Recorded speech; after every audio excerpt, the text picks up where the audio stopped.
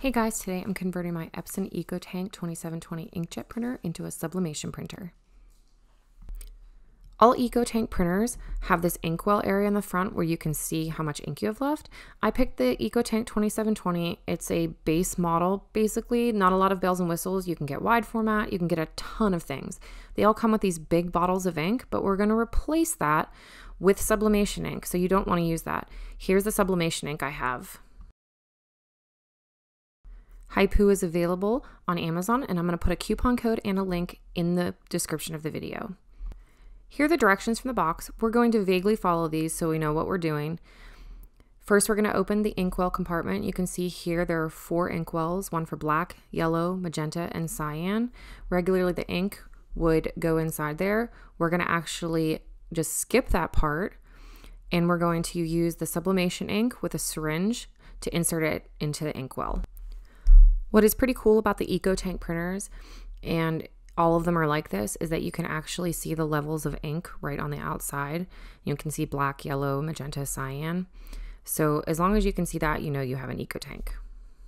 I've opened up the Haipu sublimation ink box, and inside are 4 bottles of sublimation ink, black, cyan, magenta, and yellow. There's 100 milliliters in each. It says sublimation ink right on it. It also comes with a pack of 4 syringes, 1 for each color, and also some gloves. That way you don't make a mess. You don't want to get this on your skin. So I went ahead and put my glove on, and I started putting together the syringes.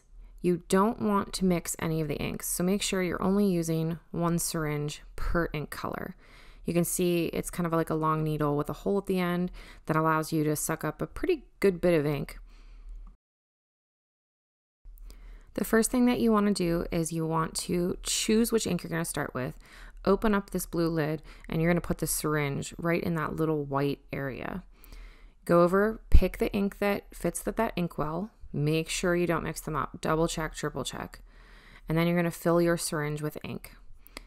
I found it the easiest actually to turn the bottle upside down like you would a medicine bottle, and then just insert the syringe in that little slot right there and slowly push it down.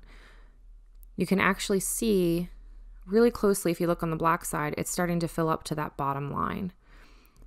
So as you fill the syringe, you can refill it as many times as you need. You just want to watch to see how much ink is filling up in that compartment.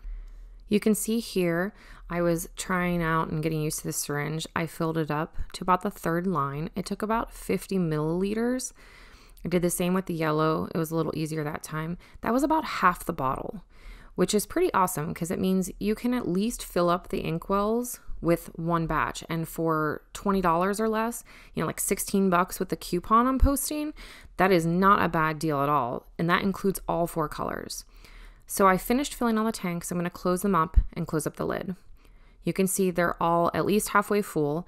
And then once the inkjet printer basically primes itself, you're going to have to add in a little bit more ink.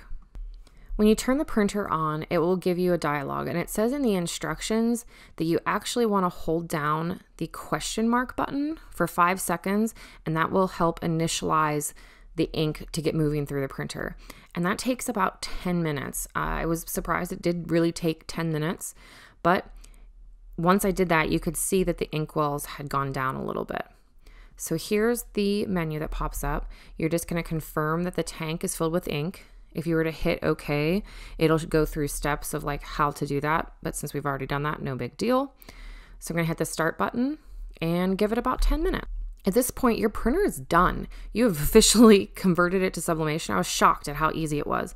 Next, I'm going to come back and show you how this thing works.